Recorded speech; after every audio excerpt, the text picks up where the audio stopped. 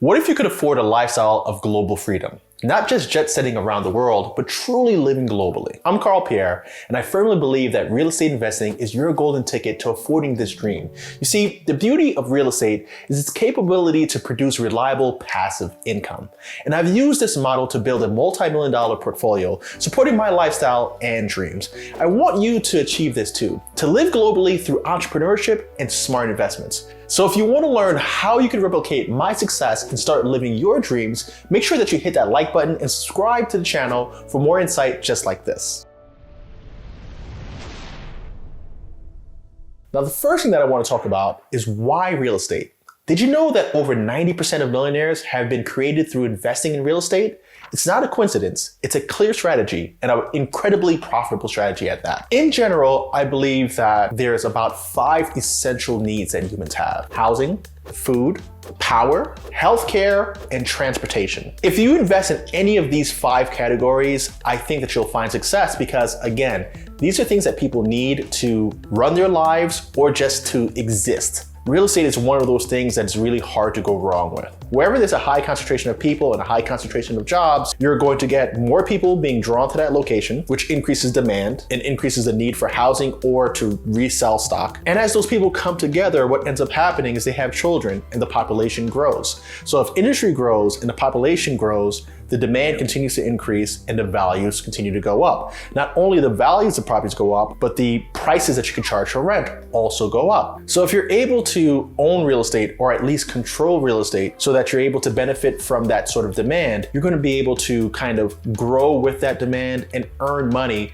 from that ownership or that control of that real estate. In the United States, real estate is one of those asset classes that's really easy to get funding for. Something that can generate income and appreciate over time. It's very rare that they lend on things like that, just banks in general. And the reason for that is because it's stationary. It typically appreciates over time, especially if you're in a good market. And the banks are usually going to lend either with insured money from the government, which is going to guarantee them being paid out if there's some sort of default, or they invest when you've paid enough of a down payment that if they needed to liquidate that asset because you decided to default on that loan, they're able to do so and get their money back or turn a profit on the fact that you defaulted. Now, if you compare that to other asset classes, almost impossible to get funding for it. So again, I like the fact that real estate it's kind of lender friendly because that's going to allow you to leverage the capital or other people's money, as they say, the capital of the bank to finance assets that are ultimately going to make you wealthier. So the next thing I want to talk about are my investments in real estate. Now, you might be wondering, how did I build my wealth through real estate? Well, I started really basic and out of personal need, but I ended up learning more and making careful investments and seeing them grow over time. The first deal I ever participated in was a college rental that my fraternity brothers were buying.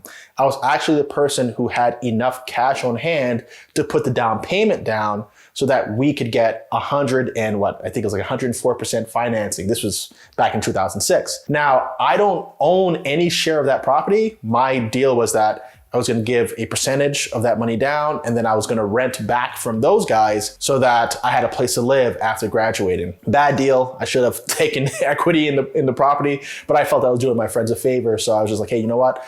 I'll put up the money, just discount that from my rent as I rent from you. Now, this college rental was a home that was subdivided into multiple rooms and rented by the room. And once I saw that it worked, I decided, hey, you know what? We should do more of these. So we got more properties and then I branched out on my own. And I saw that by subdividing these houses in this college town, I was going to be able to not only cover my mortgage obligations, but generate a few $100s to a few $1,000s every single month by just controlling the real estate. The demand was there. The campus couldn't keep up with the housing demands. More and more students enrolling every single year. And there was just a limited amount of dorms. So once you've aged out of the dorms, you had to live nearby and rent out an apartment, house, room, etc. And compared to housing cost, renting out a room for $600 or $700 per month was a lot cheaper than renting out a studio apartment or a 1-bedroom apartment for $1,200 a month. Those were the numbers at the time. So we were able to rent that property out for $6,000 a month. That was $600 for each bedroom and sub room that we created per month. And the mortgage is only around $4,000 for that property. Well, that gave us $2,000 of operating cash beyond the mortgage. But over the years, it's now 2023. It's been more than 15 years. We're halfway through things, and that property still spins off cash, even more so now since rental rates have gone up and the mortgage is being paid down. Not only is the mortgage being paid down, but the asset value has gone up. So that property was bought for $400,000. Today, it's hovering around $600,000 in value. Another example is the house that I got right after that. I bought a home in the same neighborhood, all one block from the university. So literally you could walk across the street, get on campus, get on a bus, and go to your classes. This was the first fixer-upper I ever did. This property I got for about $300,000 in 2009. At the time, Obama was giving, not Obama, but the US government was giving a first-time homebuyer's credit. And since it was my first time being on a mortgage, I qualified for that. So I got $8,500 back for purchasing this home, and I only had to put 3.5% down. And in that mortgage, the FHA 203K mortgage, I was able to pay for the renovations for this home to make it the sort of house that I needed it to be. We renovated that home. When it was all said and done, my mortgage amount was $392,000. I also subdivided that home, rented it out by the room, still own that property till today, and is doing similar numbers. On average, I make about $1,000 a month on this property. Some months, like in the summertime, we're looking at around $1,500 a month. And then in the wintertime, it might be like $800-900 a month. But this has been going on from 2009 till now. That property is worth $575,000. So I'm up close to $300,000 just in asset value. What I started to do after that was continue to look for these sort of dilapidated homes. And I started to do what's now known as the BRRRR method, which was go purchase a home, renovate it, get the value up, and then refinance your money out. So if I spent $150,000 buying a home, renovating it, and that home was eventually worth $300,000, I'd be able to refinance that property at around $200,000 or $220,000, get all my money back, maybe a little bit more, and then do it all over again and repeat that process. So buy, renovate, refinance, rent, and repeat, right? So those are the R's of BRRRR, right? That's the way that you need to think about it. And I started to do that year after year. First, it was just one house every year, then 2 houses in 1 year, then 4 houses in 1 year, then 15 houses in a year. Some of them I sold, most of them I kept. And by doing that, each one of those houses, I would have anywhere from 20 to 30% equity in them, which could be anywhere from $50,000 to $100,000 each property I did. Plus, these are all properties that, based on the performance of them, will generate cash month after month. And because of that, I've been able to build out this really large portfolio that gives me cash every single month and is raising value year after year, from people paying it off and from just natural market conditions raising property values. So it's important for us to talk about how you could get started. Starting in real estate might seem daunting, but it doesn't have to be that way. I want to share with you some of the key steps that have guided me along my way and could potentially put you on the right path for freedom. The most important thing that you need to do right out the gate if you're interested in investing in real estate is you need to make sure that your credit's in the right place. If you don't have at least fair credit, you're out of the game. So if your credit is not in the right shape, then your responsibility is to get your credit under control. And that's quite easy. To get your credit under control, you need to bring down your debts. Your debt to balance has to be low. You have to pay your bills on time. That's probably the most important thing. And you have to have a good mix of credit. So that's credit cards, auto loans, student loans, whatever it is. If you don't know what your credit score is, I suggest you download the app Credit Karma, put in your information, and it'll show you generally what your credit score is and also what's hurting it. Once you do that, you know exactly what you need to tackle. After you've done that, then it's all about educating yourself and learning how the real estate market works. I always encourage people to start in their own backyard first because they know it. They know where is the good side of town, where is the bad side, how much are rents, because you're going to talk to your friends, your neighbors, everybody. That data is readily available to you. Once you know your market, you're then able to find the opportunities. A lot of people who start investing in real estate usually buy retail properties. And as a more advanced investor, I obviously recommend not to do that, but it's how I got started. So even if you buy a retail, it doesn't matter. And by retail, I mean buying a property at market value.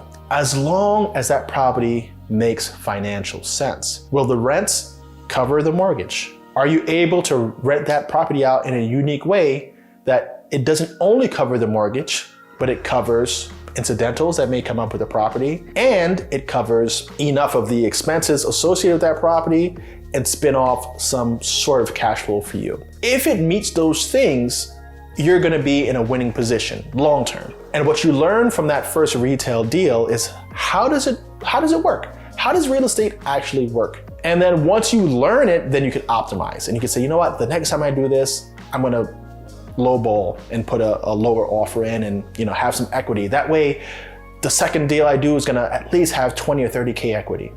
And the next deal that I do is gonna at least cash flow $1,500 a month. All of these things are things that you should naturally start aspiring to. Now, I've been doing this since 2006, and I've even started to teach others how they can invest in real estate. It's something that I don't really talk about on the channel as much as I think I should.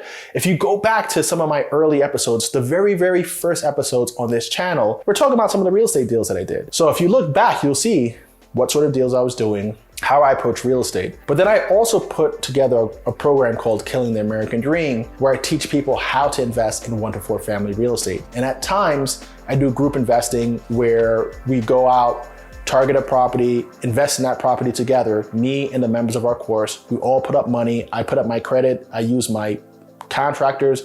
I use all my resources, all my contacts, just to make sure that it comes out right and we walk away making money, right? That's ultimately the goal, while teaching people how this all works. If you're able to do this well, even if you had 2 properties or 3 properties that were doing $1,000 a month, that covers you to retire early and live anywhere in the world. And that's even before they're paid off. So if you're 35 years old and you are able to generate $3,000, $4,000 in real estate cash flow, you can literally pick up and move in 60 to 75% of the world as a single person or even as a couple and live off of your passive income. And if you do that for 30 years, from 35 to 65, when those properties are paid off and you're renting each of those homes out for $5,000 a month, you're gonna end up walking away with $12,000 a month at 65 years old and continuing to live your life, whether you choose to do so in the United States or in other countries, and you'll be quite comfortable just off of 3 properties. You can get a property every single year if you follow my strategies and use the principles that I use to build out my portfolio. So if you're interested in that program, I highly recommend that you check it out. And ultimately, all of this information is available online. I just structured it in a way that is easy to digest and breaks it down so that you have a step-by-step formula to follow so that you can replicate what I've done. Are you ready to start building out your real estate portfolio? Ready to make enough money to live your life on your terms? Don't just dream about it, do it. Watch this video right here, or you can book a call with me and let's roadmap your investing future together. Get ready for a journey that will transform your life and empower you to live globally just as I am. I'll see you in the next one. Take care.